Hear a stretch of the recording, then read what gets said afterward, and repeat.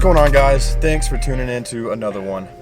Today I wanted to show you a tried and true way that I found to get going from a hill start in a manual car. It works perfect. It works every time. It's the way I've been doing it since I've had the car, and I've never stalled on a hill. It's never been an issue. Honestly, for me, it's taken the fear completely out of having to get going on a hill. I don't even think about it. It's not a big deal anymore. So today I wanted to share that with you.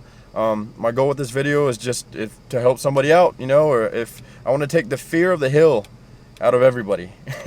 I don't want you to fear hills. I don't want you to, you know, maybe not go a certain way because there's a hill and you don't want to go that way. You know, just take the hill head on. It's not as hard as it seems. It's not that big of a deal.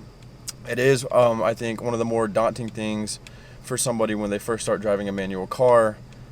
I definitely think it's one of the scarier things, one of the maybe more difficult things to get down, but I found a way that works perfect, and I'm going to share that with you today. But if you don't know, it's basically when you're sitting on a hill, like a reverse incline, your car's sitting like this, and you're going this way, and you have the clutch all the way in, you put the car in first, and that time between you taking your foot off the brake and going, the car is free to roll backwards. So you could stall it, you could lurch forward, look like an idiot, you could roll backwards into the car behind you, and we don't want any of those three things to happen. So I want to show you today a way to eliminate the possibility of all of those. So that's today. Let me just show you where we're at right now. I found a parking lot, and I did want this video to start outside, but it's hot and windy. See that tree blowing right there? Just a good old standard parking lot. And you can look right there. So the car is in neutral with the e-brake pulled. If I take the e-brake off and let go, here we go backwards.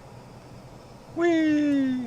So I did find an incline for us. And the other thing I want to go over really quickly, let's see, just stuck that rag there for the glare. There we go, that's not too bad.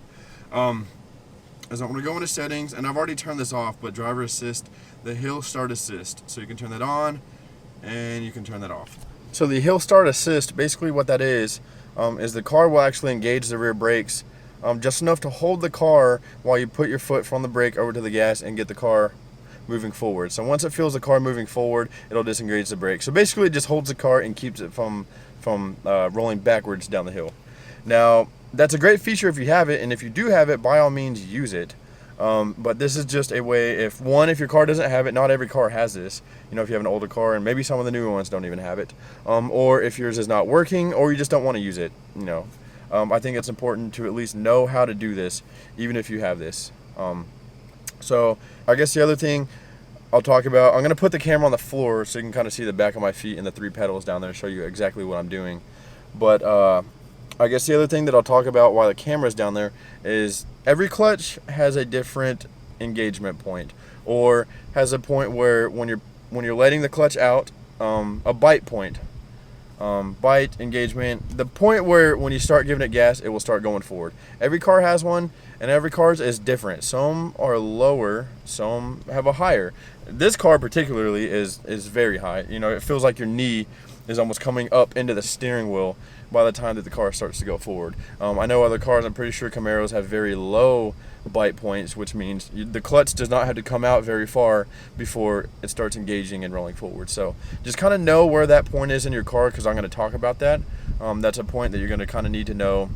It's good to know. You have to know it, you know, to drive your car smoothly and effectively. So I'm going to talk about that while the camera's down there, so just kind of know that and know what that means as I talk about it. So I'm going to go ahead and put the camera on the ground. Excuse my floorboard. I should have vacuumed it, but my garage was so damn hot when I was leaving that I just didn't bother. So I'm going to make sure that you can see down there and show you my trick to getting started on a hill. Alright, so now that you're down on the ground and you can see what's happening down here, obviously clutch, brake, gas. So when you're on the hill, the way that I've found to do it, the way that I've done it every time, the way that makes me no longer fear hills, is you put the clutch all the way in. So remember, I'm on this hill. I'm taking the parking brake off. So that bite point that I was talking about earlier, you need to know where that's at. So what you're going to want to do when you're on the hill is basically like right before that bite point, kind of find it where you can pull the clutch out and kind of hold it there so you can anticipate when you need to move forward. So you're gonna let it go. My bite point is about right here, so probably about right there where there's less travel from the floor to here. Hold it right there. I'm gonna put the car in first, so I want to hold it right before there, and with my right foot, you can kind of see it's on the right half of the brake and almost on the gas. Just kind of slide it, and there we go. We're moving forward just like that. So I'll show you again. I'm going to roll back. We're rolling back. Remember, my hill assist is off, so I'm going to put the car in first. I'm going to bring the clutch up just before my bite point, right where the car wants to go forward on its own, right before it would stall without any gas. And as it's there, slide my foot from the brake over to the gas, almost have them both, and then there we go. We're moving forward. The reason why this works so well is because, particularly on these Mustangs, like I said, the bite point on these clutches are so high that that's when people end up stalling, because they got to go so far from the floorboard to the bite point. It's a long distance, and as they're trying to find that point, the car's rolling backwards, and they panic, and they'll either go too far and stall it, they won't go far enough, they'll give it too much gas, and that's when you get that high revving, and the car's not going anywhere, or you'll just roll backwards into the car altogether. So the most important to this method is knowing where your bite point is at on your clutch. Bringing it right before you need to go, you can kind of anticipate when you're going to go.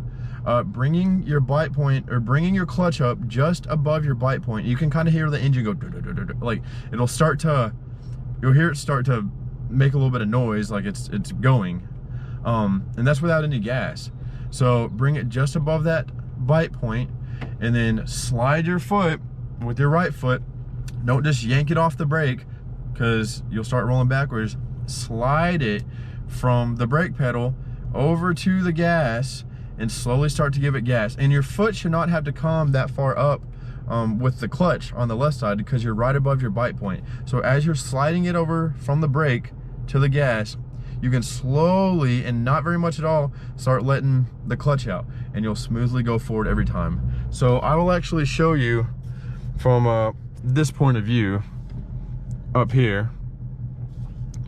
So disengage that, I'm gonna put it in first, and I'll show you over here.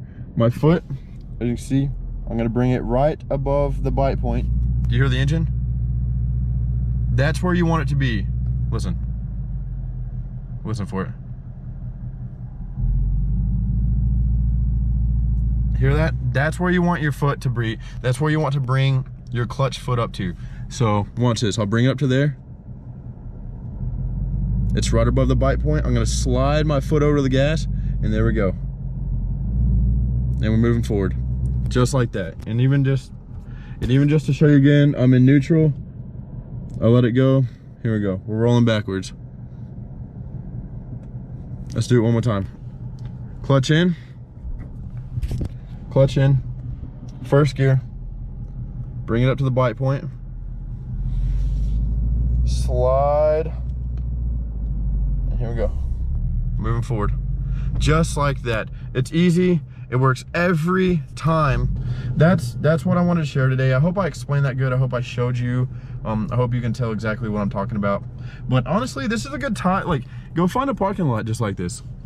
Go find a parking lot where there's no cars around, and find an incline, and just do it over and over. And eventually you'll get to the point where you don't even think about it. I mean, it's not, you'll see no hill, you will fear no hill. I mean, it'll become second nature, it'll become muscle memory. And honestly, a parking lot is the best way to practice any type of driving, or any kind of, practicing with a manual or anything like that. So again, I hope this helps anybody. I hope, even if it helped one person, then it was mission accomplished. I just wanted to make, driving a manual a little bit easier. That's something, nobody showed me that. I just, through trial and error and trying to figure out the best way to do it, that's kind of what I came up with. So hope it helped. Hope you liked the video. If you did, leave something below. Let me know, leave some feedback. Let me know if you like more like tutorial videos, if you like installation videos, like POV driving like I did in the last video. If you didn't see that, go check that out. We hit some sweet back roads in the car, all with the GoPro. So if you like that, whatever you like, and if you don't like it, tell me that too. If it totally, completely sucks, let me know. I can take it. I would love to hear it. So any feedback is good feedback. That's what I always say. Well, that's the end of today's video. Thanks for watching. Thanks for tuning in. I hope you have a great day. I will see you next time.